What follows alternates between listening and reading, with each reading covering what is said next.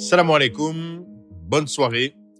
Bienvenue sur cette première vidéo qui inaugure un cycle d'analyse et de prospective permettant effectivement d'aborder des sujets divers qui vont bien au-delà des projets portés par les affranchis, à savoir les projets Zincoin, Wetio, Ziri, que je vous invite à découvrir sur l'autre chaîne Karim Ben Abdelkader Crypto. Sur cette chaîne, nous abordons des projets, des sujets qui touchent divers, qui touchent à l'actualité, mais pas seulement, puisqu'il s'agit de penser le monde, d'apporter une lecture originale permettant à chacun d'enrichir le débat.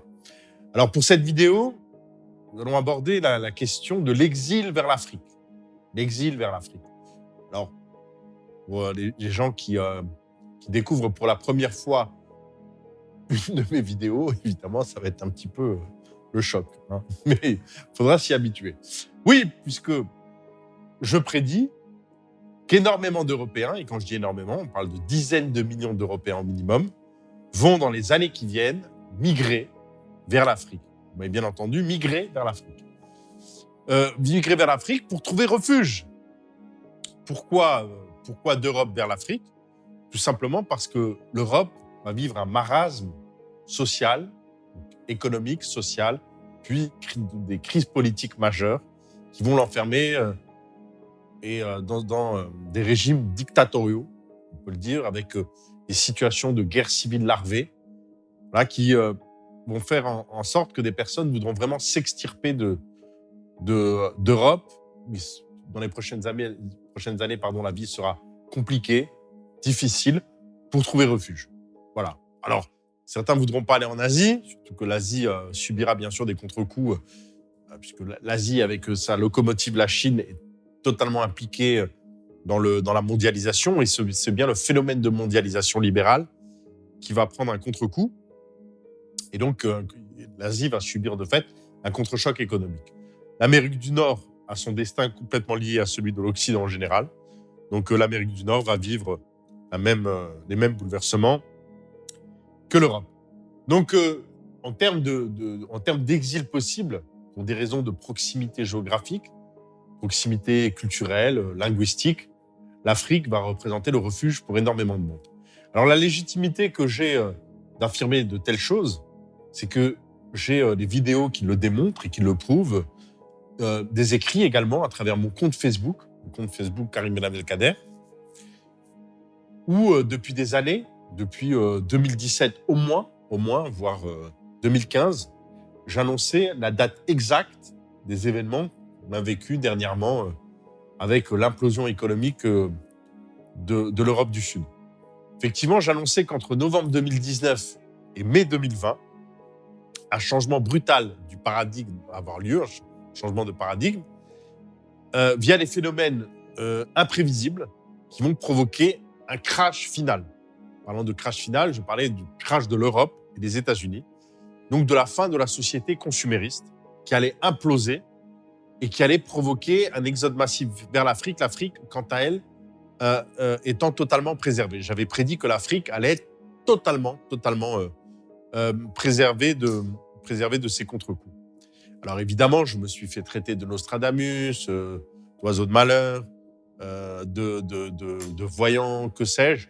Ça n'a rien à voir. Pour ceux qui veulent aller plus loin et connaître les raisons pour lesquelles j'ai pu faire cette projection, cette prévision, je vous renvoie à la vidéo Comment avions-nous su, qui est en ligne sur la chaîne Karim Ben Abdelkader Crypto, voilà, qui s'affiche ici.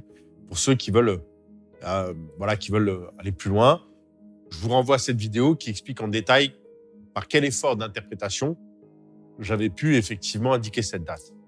D'ailleurs, il y avait une crypto qui a vu le jour suite à cette prévision et qui connaît le Zincoin et qui remporte le succès qu'on connaît. Alors, donc, cet exode vers l'Afrique, il va être pour certains, il va durer un laps de temps, un moment, c'est-à-dire qu'au moins dans l'esprit, ce sera de se mettre au vert le temps que la tempête passe, et pour d'autres, ce sera permanent, définitif. Ils ne reviendront plus et finiront leur vie en Afrique. Voilà. Alors, les gens qui partiront, c'est en particulier les gens qui ont un esprit nomade. Je sais que le nomadisme qui était l'apanage pendant des siècles de nos aïeuls, a été complètement sclérosé par la société consumériste, qui a vu en fait l'oligarchie, l'élite, entre guillemets, l'oligarchie, enseigner à la bourgeoisie dirigeante, enseigner à ses enfants le maintien de ce nomadisme, puisque les enfants de l'oligarchie vont étudier dans toutes les plus grandes universités du monde, vont partir en voyage, en voyage linguistique, vont vraiment être connectés au monde, alors que le peuple, lui, est maintenu dans la nasse et dans une volonté de sédentarisation maximale. Voilà.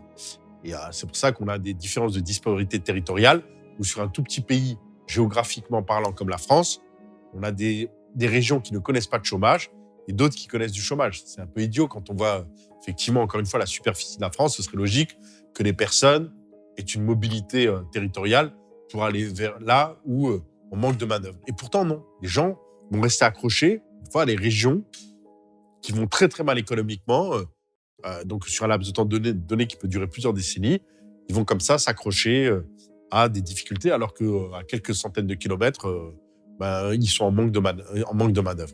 C'est cette notion de sédentarisation, les gens sédentarisés, portés par ces phénomènes de, vous savez, les 30 glorieuses, où il y avait le plein emploi, donc on rentre dans une entreprise, on est là pour toute la vie, au même droit, donc unité de lieu, unité de temps, donc tout se passe au même lieu, au même endroit et semble figé.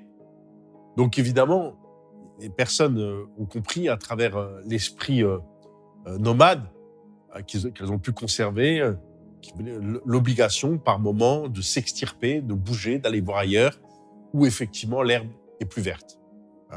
Il y a souvent ce slogan dont on entend « l'herbe n'est pas plus verte ailleurs ». Ben si, justement, tout ne se vaut pas, tout n'est pas égal. Il y a des endroits où l'herbe est plus verte. Mais il y a un prisme qui empêche beaucoup de gens de le voir, ce prisme ethnocentré qui considère que l'Europe est la norme, la panacée, que l'Europe est le pôle de la civilisation et que tout le monde devrait converger vers l'Europe et en l'occurrence fuir l'Afrique. Il n'y a que les pionniers, les précurseurs, comme se désignent les affranchis, nous désignons par affranchis, les personnes qui ont compris l'évolution du monde tel qu'il allait se dérouler dans les prochaines années et qui ont anticipé et sont allés dans le mouvement inverse de quitter l'Europe vers l'Afrique. Alors, ces personnes sont de divers horizons, de diverses origines. Si on devait les segmenter en deux catégories, il y aurait bien évidemment, pour le cas de la France, les Français de souche, c'est-à-dire des Français de souche qui sont nombreux en Afrique, qui sont partis entreprendre.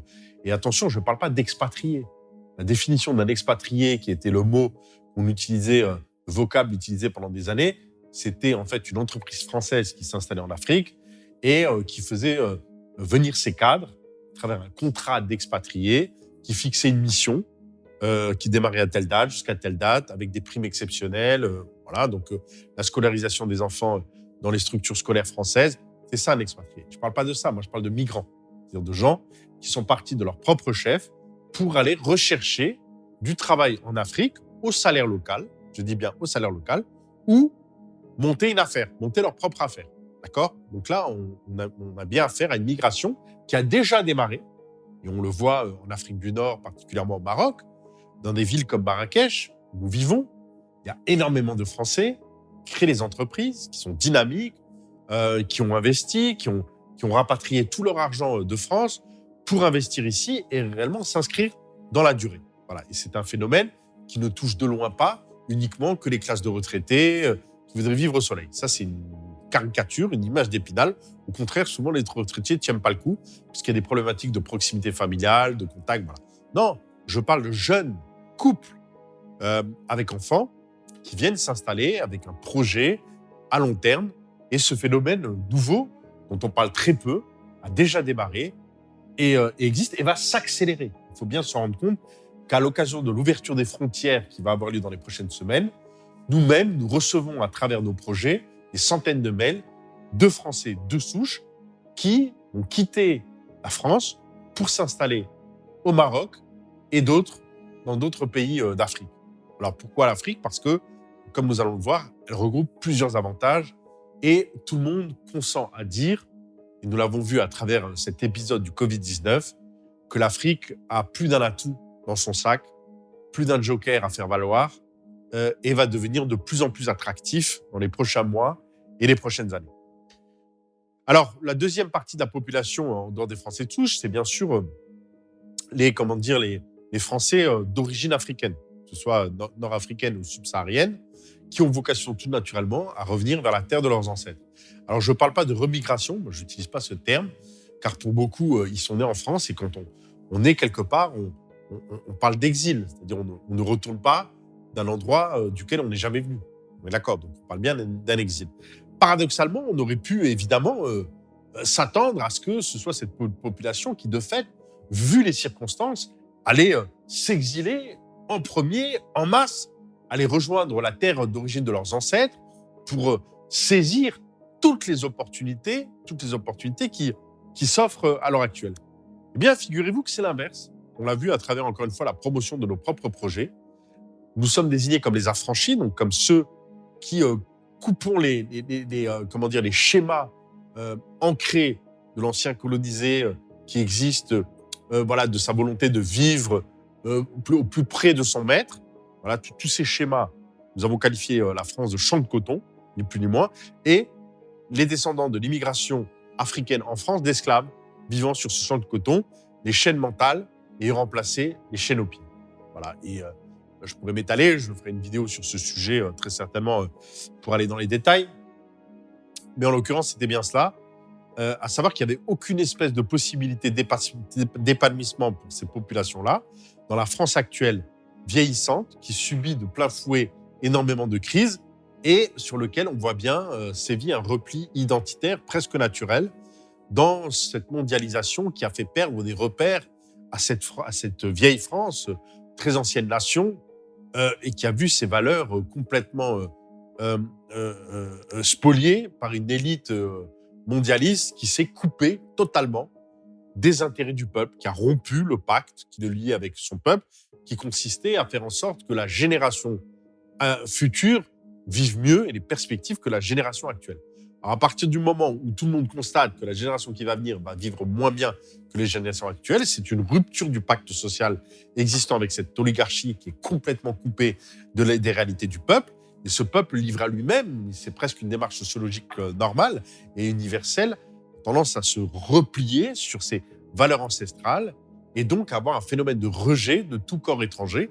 Et ces descendants des migrations africaines sont considérés, à tort ou à raison, comme des populations, des corps étrangers à la nation, et donc subissent de fait le racisme systémique, qui est une réalité et qui est plébiscité par l'oligarchie, dans la mesure où ça permet de maintenir la division du peuple, parce que la crainte de l'oligarchie, c'est bien sûr de voir le peuple uni dans son ADN révolutionnaire, se retourner contre l'oligarchie. Donc, ce qui, autrement dit, permet de diviser pour régner. Donc, ces descendants, ces populations montrées du doigt, dont on voit bien, ne serait-ce qu'à travers la presse française, ces chances pour la France, pour ne parler de façon ironique, parce que tout ce qui est projeté, malgré l'apport exceptionnel, encore une fois, de ces populations dans tous les domaines de la société, sont montrés, considérés comme des boulets, des gens qui sont responsables de toutes les parties, de tous les malheurs qui frappent la France. Donc, de ce point de vue, il aurait été logique de les voir fuir, partir, aller s'épanouir ailleurs et bien évidemment de façon naturelle sur la terre de leurs ancêtres. Et comme je le disais précédemment, c'est exactement l'inverse. On voit que c'est ces populations-là qui ont le plus de mal, au jour d'aujourd'hui, à revenir sur la terre de leurs ancêtres. C'est-à-dire qu'on s'est longtemps penché sur cette question, on a beaucoup interrogé, on a vu nous-mêmes le rejet incroyable, la détestation que nous avons reçue quand nous avons monté nos projets qui, de fait et de façon naturelle, auraient dû intéresser en premier chef ces populations descendant de l'immigration africaine. C'est Wetio, la première blockchain africaine, le Zincoin, cette crypto africaine, le Ziri, le Club to Money, tout ce que nous avons créé, tout ce que les écosystèmes construits par les affranchis, auraient dû naturellement intéresser en premier lieu les populations d'origine africaine et particulièrement musulmanes. Et en fait, c'est pas du tout le cas. C'est-à-dire qu'on a eu beaucoup plus de rejet, de haine viscérale, puisque nous renvoyons le miroir d'une réalité qui est difficilement acceptable. Alors, là aussi, on peut expliquer le pourquoi du comment. Il faut comprendre que ces populations sont originaires du Maghreb et de l'Afrique subsaharienne, essentiellement l'Afrique de l'Ouest, donc de l'Afrique francophone. Mais si on prend le cas, par exemple, du Maghreb, et c'est valable pour l'Afrique subsaharienne, bien sûr, ces populations, à l'origine, n'est pas une migration citadine, d'accord? C'est une migration de terroir, c'est-à-dire d'un exode rural. En fait, on a eu un exode rural du Maghreb vers les banlieues françaises. C'est ça la réalité. Donc les gens, quand vous les interrogez, qu'ils soient marocains, algériens ou tunisiens, ils vous diront qu'ils viennent de Tanger, de Fès, de Casablanca, de Oran, d'Alger, de Annaba, de Constantine, de Tunis. C'est faux. Ils viennent, à l'écrasante majorité, de la campagne de ces bourgades. Et ça change tout. Parce qu'au Maghreb, effectivement, il y a une mentalité citadine et une mentalité de la campagne très différente. Et par contre, ce qui est universel, c'est qu'à chaque fois qu'un exode rural, déjà de manière endogène, dans un pays donné, quand un exode rural quitte la campagne vers la ville, je peux vous dire déjà, c'est violent. C'est-à-dire qu'en l'occurrence, le paysan déraciné de sa terre va souvent engendrer une descendance qui va être complètement perte de repères. C'est-à-dire le paysan n'aura plus rien à lui transmettre. Lui, qui a vécu de la terre sur plusieurs générations, ancré dans des rythmes spécifiques, dans des valeurs spécifiques, se voit complètement déraciné, c'est le cas de le dire, arriver en périphérie des villes, et c'est souvent effectivement le terreau favorable à la délinquance, la criminalité, la drogue, la déperdition, la perte de repères totale. Ça, c'est universel. À chaque mouvement, la France l'avait subi quand elle avait vécu au 19e siècle son exode rural vers Paris notamment, ces faubourgs parisiens qui étaient des coupes-gorges dans lesquels on pouvait s'aventurer. C'est propre, encore une fois, on l'a vu en Amérique du Sud, mais partout. C'est universel. L'exode rural est un moment de désorganisation de la ville et propice effectivement à des situations d'incivilité, de crise sociale. Donc, exode des campagnes maghrébines vers les périphéries françaises, vers la lieu du mise au ban, donc la banlieue, d'une population dont les descendants avaient vocation à remplacer leurs parents à l'usine. C'était ça le deal. Et en aucun cas de gravir une mobilité sociale pour une réussite. Et donc là, on est parti sur de mauvaises bases, puisque ces gens ont migré pour offrir une meilleure condition à leurs enfants. Et malheureusement, dans l'écrasante majorité des cas, ce n'est pas ce qui s'est passé. C'est un enfermement dans la lieu du mise au ban. Donc, mais ces gens inscrits dans leur ADN, c'est quoi? Leur vision du bled, leur vision du Maghreb, c'est la campagne. La campagne, avec toutes les difficultés de la campagne, surtout que au moment où s'exerçait, où s'effectuait cet exode rural, on parlait d'un Maghreb des campagnes extrêmement pauvre, sortant de la période coloniale qui a complètement déstructuré les sociétés traditionnelles du Maghreb, avec vocation des paysans qui étaient au service du colon, extrêmement mal payés, pas d'éducation. Si on prend le cas de l'Algérie, par exemple, au moment de son indépendance en 1962, c'était 95% d'illettrisme. Voilà. L'œuvre civilisationnelle de la France, c'est ça. Donc, je sais qu'il y a toute une histoire mythifiée en France, portée par tout un certain nombre de lobbies qui veulent présenter l'œuvre civilisationnelle de la France en Afrique. Je suis algérien, je vous parle du cas de l'Algérie. 132 ans de colonisation, 3 départements français. L'Algérie n'était pas un protectorat, mais bien la France, avec 3 départements. C'était au niveau de la population musulmane, plus de 95% d'illettrisme. C'est ça l'héritage de la colonisation. Donc, des populations rurales extrêmement paupérisées, d'accord?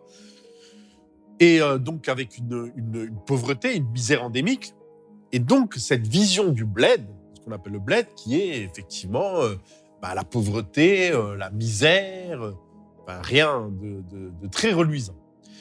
Et donc, ces mêmes populations, quand vous leur parlez du pays d'origine, elles vous disent « Oh là, voilà, jamais de la vie, de quoi tu me parles ?» Malgré les conditions difficiles et le racisme systémique qui subit, et le fait, encore une fois, d'une société qui vous renvoie toujours l'image du vilain petit canard et de celui qui doit raser les murs et toujours montrer patte blanche et toujours se justifier, évidemment. On va y revenir, mais toujours se justifier. Il est clair que ces personnes, malgré cela, gardent l'image d'une France sur lequel il y a un certain nombre d'acquis, l'éducation, la santé, la retraite en général, voilà, sur lequel ils ont été picousés, totalement picousés, on peut le dire. Et si vous voulez, pour faire le parallèle entre un poulet fermier, vous avez du mal à attraper, nourri au grain, qui court, voilà, qui garde sa raison d'être, et un poulet de batterie, c'est-à-dire élevé à l'électricité. Enfin, vous voyez, dans ces poulaillers comme ça, en batterie, ce poulet, vous le mettez dehors, vous lui demandez de bouger, de se repérer, il peut pas. Il peut pas. Il ne comprend pas. Il ne voit pas de quoi on lui parle. Voilà. Il a ses grains qui sont là, même si ces grains sont remplis d'antibiotiques et qu'il est là pour à vocation d'aller nourrir le maître. L'esclave parqué en banlieue, vous lui parlez du Maroc, d'Algérie, de Tunisie, il ne comprend pas de quoi vous lui parlez. Pour les vacances, ouais, pourquoi pas aller faire du jet ski sur les plages, je veux bien, mais y vivre, non, c'est impossible. Tu ne te rends pas compte. Je suis en Champions League et je devrais revenir au niveau national, pour reprendre une citation qu'on m'a faite lorsque je parlais de ça. Ces gens sont complètement dans l'erreur, évidemment. Oui, ils sont en situation d'esclavage, esclaves de l'élite, puisque l'élite les utilise à plusieurs échelons. C'est-à-dire que l'élite les maintient dans une situation de racisme systémique, donc sous la coupe, avec un taux de délinquance extraordinaire. D'ailleurs, c'est pas pour rien que les statistiques ethniques sont interdites, parce que si on les révélait, on verrait au grand jour la situation d'apartheid. Pour faire pression sur les populations autochtones, donc les Français de souche, sur le marché du travail déjà, c'est-à-dire maintenir en fait les salaires très bas par des vagues migratoires consécutives venant des pays du Sud, des campagnes du Sud, et donc le mettre en compétition avec le travailleur local, premier point, et deuxième point, maintenir effectivement une difficulté de cohésion, de vivre ensemble, qui est exploitée par les sécuritaires, expliquant que tous les problèmes sécuritaires viennent de ces vagues migratoires, et donc de détourner l'attention des vrais problèmes, à savoir que le peuple, à aucun moment, ne se retourne contre les vrais instigateurs de tout ce merdier, à savoir l'oligarchie. L'oligarchie mondialiste qui, eux, accumulent du pognon de manière complètement indécente, se situent au-delà de leur plafond de verre, créent des situations de rente à travers des professionnels de la politique notamment, dévoient la démocratie, ont spolié tout ce qui restait de souveraineté au peuple pour effectivement détourner l'attention et dire que tout ça, c'est la faute à l'islam, aux musulmans. Il suffit de regarder pendant quelques heures la presse française. Même pendant le Covid, ils ont trouvé le moyen de parler d'islam. C'est incroyable. C'est-à-dire que c'est une focalisation maintenue, permanente sur le danger intérieur, le musulman, l'islam, voilà, comme si c'était l'alpha et l'oméga de toute la politique française et de toutes les problématiques qui se posent à cette nation confrontée à de vrais problèmes. Pas l'islam, mais de vrais problèmes. Et donc, encore une fois, de faire diversion. Et ces populations esclavagisées sont tellement lobotomisées qu'elles ne comprennent rien, elles ne voient plus rien, elles ont perdu toute forme de clairvoyance. Et ceux qui leur servent d'imam, l'imam étant le guide, qui normalement est là pour leur dire « mais les amis, si vous êtes musulmans, c'est que vous, à travers la croyance en la transcendance, ce qu'on appelle le djihad, le fameux djihad tant dévoyé, le djihad, c'est l'effort sur soi, c'est la guerre contre soi-même, contre ses passions, contre son ego, contre sa capacité à dépasser ses propres peurs. C'est ça le djihad. Donc à travers cette notion de djihad, enseigner aux gens de faire l'effort sur eux-mêmes, de s'extirper de cette matrice et de donner du sens à leur vie. Au lieu de ça, ces imams n'ont même plus le droit de prononcer le mot djihad.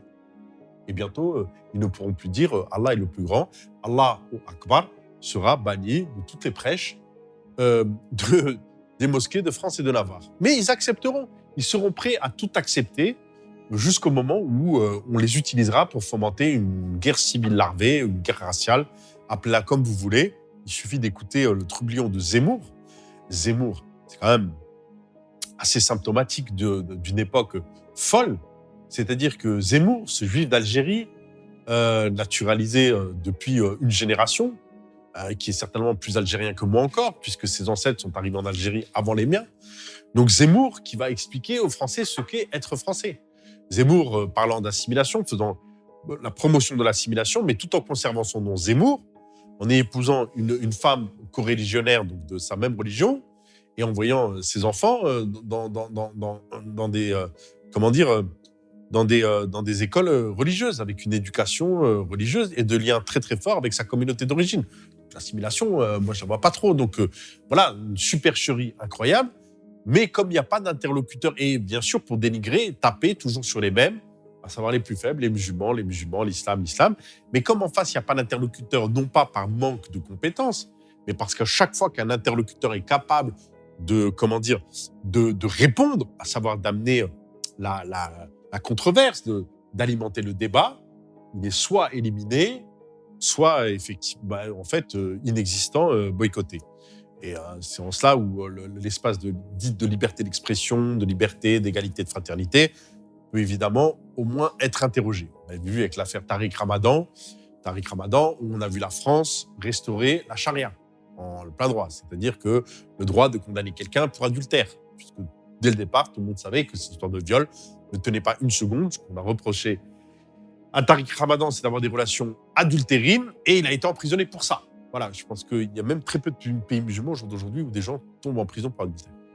À ma connaissance, il va y en avoir très peu. Mais voilà, donc la France, héros de la charia, au nom de la mise au pilori de Tariq Ramadan, qui avait la capacité, par sa culture, son éducation, de donner le change à Zemmour, de répondre à Zemmour et de le renvoyer à ses propres contradictions. Donc, dans ce type de pays, comme la France, dans une situation ultra malsaine, il était évident pour ces populations, les descendants de ces populations, de renouer avec la terre de leurs ancêtres, et pour des questions de dignité.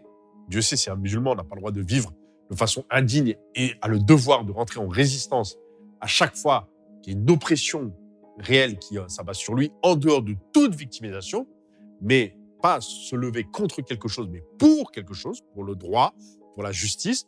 Non, au lieu de ça, c'est encore une fois s'écraser et promouvoir quelque chose qui n'existe pas à part dans le fantasme. À savoir que l'islam de France est une supercherie. Et à chaque fois que je le prouve de façon, encore une fois, rationnelle, mathématique, je n'ai personne pour me répondre. C'est très simple. L'islam de France n'existe pas, tout simplement parce que ce n'est pas une terre d'islam. En ce sens, les endroits sont chargés d'une vibration et d'une fréquence particulière, d'une énergie particulière, qui fait qu'au Maghreb, l'islam est présent depuis 1400 ans. 99% des populations maghrébines sont musulmanes. En France, au-delà de 3 générations, il n'y a plus d'islam. Il y a une présence musulmane depuis 150 ans. Il y a des convertis, y compris dans la noblesse française, depuis au moins le XVIIIe siècle. On a vu au XIXe siècle les campagnes napoléoniennes en Égypte. On a vu les officiers de l'armée napoléonienne se convertir à l'islam lors de la campagne d'Égypte et accepté par l'établissement, parce qu'il n'y avait pas cette islamophobie chronique à cette époque. Mais leurs descendants sont où? Ils n'existent pas. On devrait avoir aujourd'hui, tout naturellement, de grandes familles françaises musulmanes, comme nous avons de grandes familles françaises protestantes, catholiques ou juives. Mais il n'y a pas de grandes familles françaises musulmanes. Ça n'existe pas. Voilà. Il y a une mosquée construite à Paris en 1918, et ce n'est pas une mosquée de quartier, c'est une belle mosquée qui a été construite en remerciement des sacrifices des combattants musulmans lors de la Première Guerre mondiale. Pourquoi? Parce qu'il y avait 30 000 musulmans dans Paris intramuros en 1918. 30 000 musulmans dans Paris intramuros. Je vous mets au défi de trouver un seul descendant. Ils n'existent pas, ils sont assimilés. Totalement assimilés. Voilà. Ils s'appellent Montebourg, Bachon, j'en sais rien. Ouais, ils sont devenus français dans ce modèle assimilationniste. Donc, l'islam de France n'existe pas, puisqu'au-delà de 3 générations, il n'y a que dalle, il n'y a rien. Et à chaque fois que je mets ça sur la table, tout le monde fuit, tout le monde tourne la tête. Et on voit bien qu'ils sont là-bas, pas pour des raisons qui sont d'installer un islam de France pérenne sur cette terre pour, dans un sens de présence et de témoignage de l'islam. Pas du tout. Ça, c'est du blabla, d'une hypocrisie totale. Ils sont là-bas par pur intérêt faussement compris, à savoir de dire qu'on est mieux là-bas que dans la campagne où nos ancêtres vivaient et dans cette mémoire cellulaire. Ce qui veut dire, au final, que malgré cette situation d'infériorisation et cette façon de vendre une victimisation permanente, puisque quand vous êtes dans une situation de victime, vous êtes de fait en infériorité. C'est logique. C'est-à-dire que vous attendez toujours quelque chose de votre bourreau, de vos anciens bourreaux, en termes de réparation, de que sais-je. Donc, c'est un cycle à n'en plus finir de stagiaires permanents, de sous-fifres, de fusibles.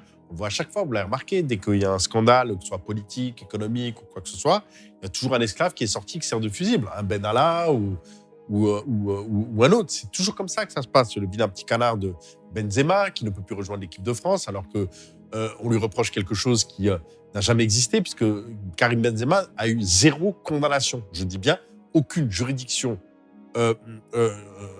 correctionnelle ou pénale ou autre n'a condamné Karim Benzema de quoi que ce soit.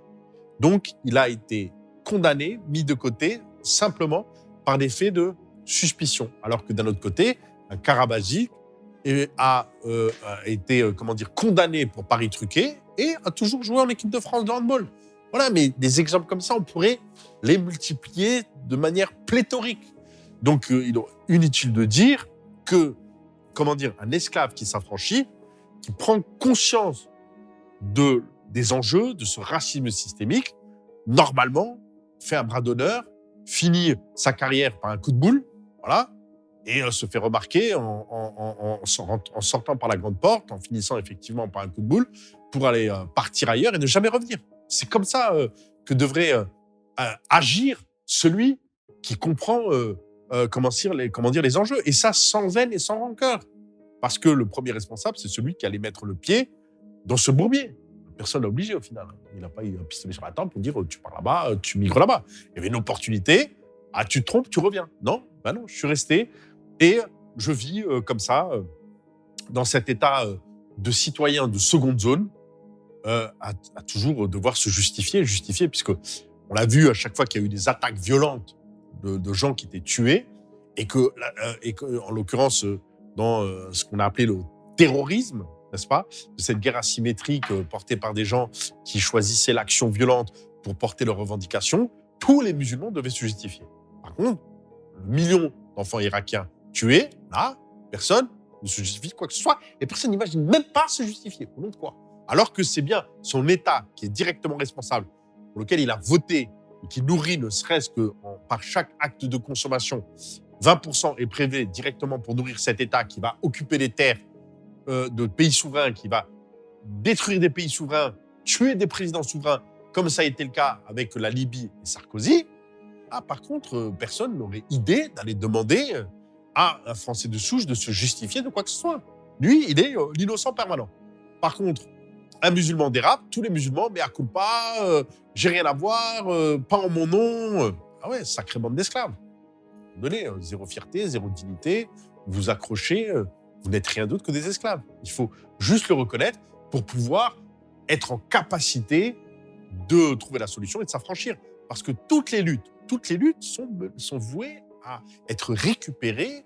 On l'a vu dès les années 80 avec la marche des beurs, SOS Racisme et compagnie.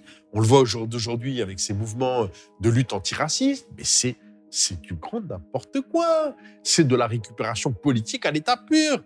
Vous croyez que ça provoque quel effet dans les chaumières des Français de souche qui, devant leur télé, en plein confinement, voient ces manifestations de gens pour famille Adama, mais ils en ont rien à foutre, passez-moi l'expression.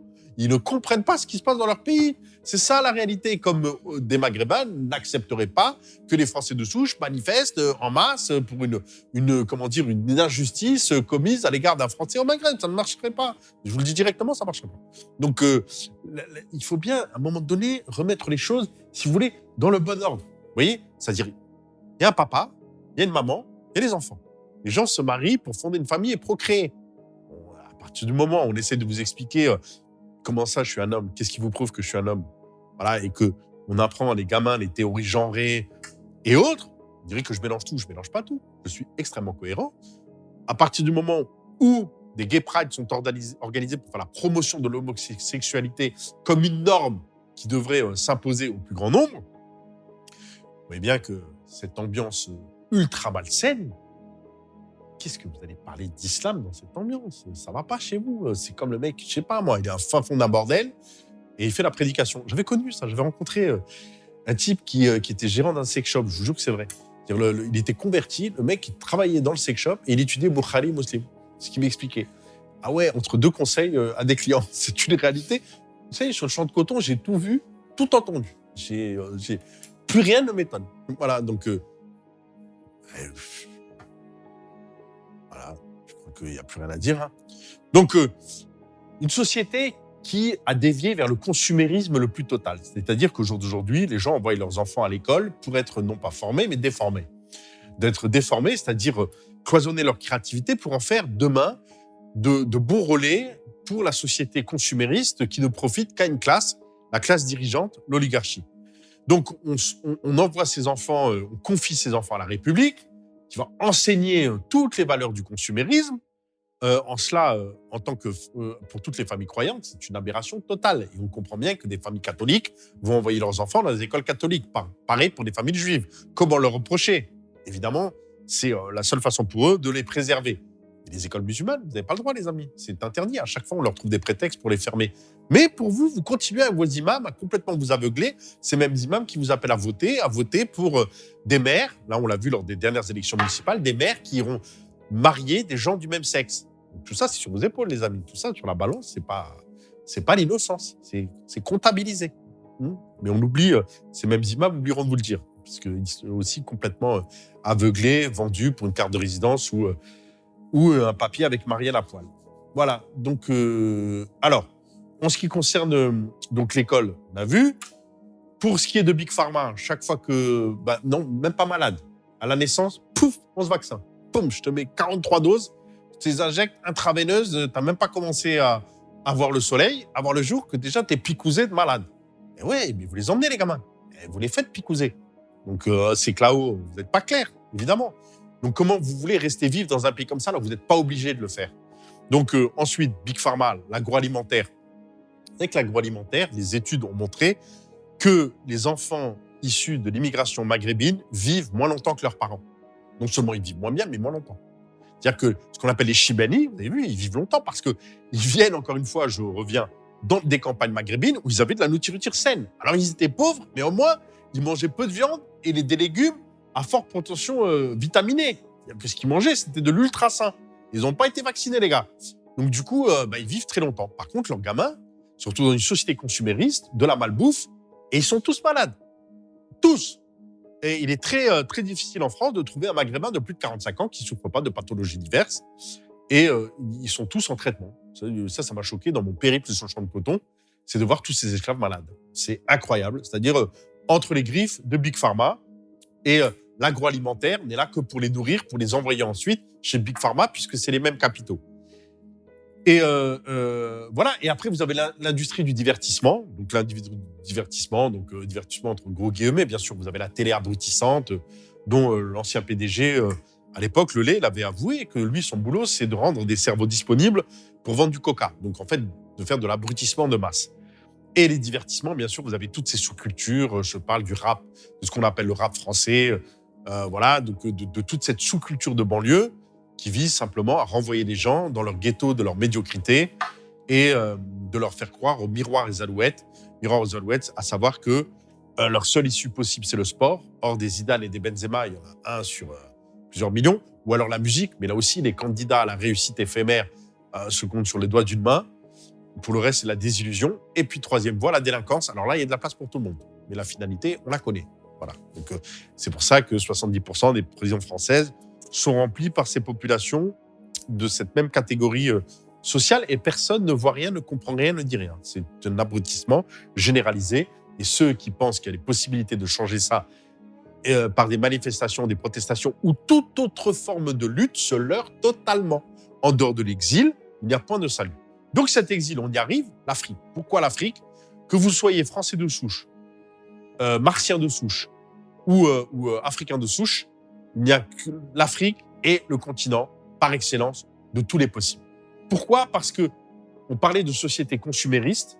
Je suis, moi, intimement convaincu que les lieux sont chargés d'une énergie particulière et une fréquence vibratoire particulière.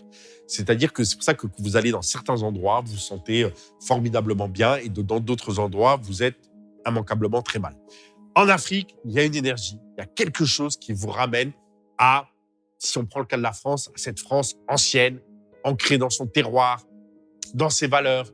En Afrique, il y a un certain nombre de domaines que la société consumériste veut absolument imposer, qui n'y arrive pas, qui ne prend pas du tout. Du tout. Et c'est pas une histoire de niveau de vie, c'est une histoire de valeurs. Nous sommes encore dans des sociétés où existent des liens de solidarité, les liens de respect entre les générations. Voyez comment les vieux africains terminent leur vie. Un vieux africain termine sa vie entouré de jeunesse, entouré de vie. Les maisons de retraite n'existent pas en Afrique, hormis pour les Européens. Certains ont voulu investir ce champ, c'est-à-dire créer des maisons de retraite en Afrique parce que c'est moins cher, pour faire venir des vieux Européens. Mais quelle folie! Mais en dehors de ça, les Africains, les vieux Africains ne finissent pas dans les mouroirs. Ils finissent leur vie comme ça se faisait dans l'ancienne France, proche de leur famille. Voilà, le respect des anciens, comment dire, les liens de solidarité sociale. On l'a vu encore une fois lors du Covid-19, c'est les liens effectivement de solidarité, de redistribution spontanée qui font que des populations s'entraident. Le voisin va, comment dire, s'enquérir de la bonne santé de son voisin si il passe un moment sans nouvelles. On se rappelle de la canicule en France qui avait tué il y a quelques années plus de 15 000 vieux. C'est quelque chose de totalement impensable en Afrique. On ne laisse pas un vieux seul sans aller voir de ses nouvelles, sans effectivement s'enquérir de sa santé.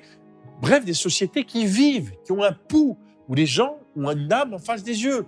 Où lorsque vous vous exprimez à quelqu'un, vous avez un humain en face de vous. Vous n'avez pas quelqu'un de lobotomisé qui a peur parce que vous lui avez dressé la parole.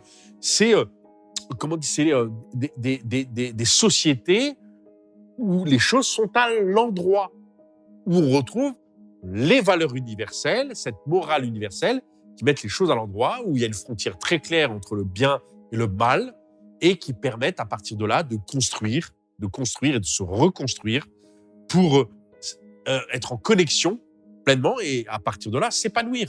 Et c'est en ça que l'Afrique représente un véritable Eldorado dans ceux qui visent à se transcender, à rechercher, à quitter tout ce formatage qui fait de vous un numéro au service du calcul, de la croissance sans fin pour enrichir une oligarchie, de vous extirper de tout cela pour récolter les fruits de votre propre travail. Tout cela est possible en Afrique. On est dans des contextes, encore une fois, qui permettent une créativité, une liberté d'entreprendre, des liens sociaux solides, qui permettent de belles aventures humaines. C'est en cela que je vous invite à tenter l'aventure.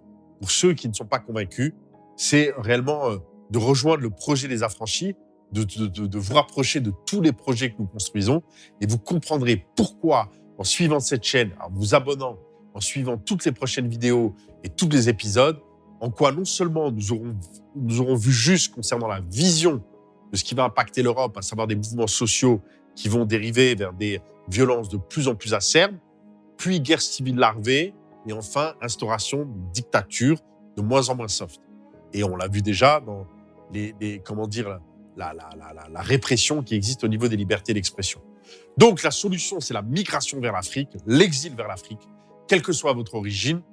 Faites cette démarche, pensez-y, c'est une solution, et vous verrez que beaucoup de gens demain témoigneront, disons qu'ils ont pu se mettre au vert et reconstruire leur vie, et y voir que des bénéfices sur ce continent de tous les possibles, où tout est à faire, et qui va permettre cette résilience pour dépasser les crises qui arrivent et qui, vous l'avez compris, vont être d'intensité de plus en plus forte, notamment en Europe et aux États-Unis, puisque nous assistons à la fin d'un temps, la fin de la société consumériste et la possibilité de construire une troisième voie après le capitalisme, le communisme, une troisième voie qui va permettre à l'humanité de passer ce cap et de construire un nouveau modèle qui soit plus en adéquation avec la vie en société, la transmission des valeurs et en adéquation avec son environnement naturel.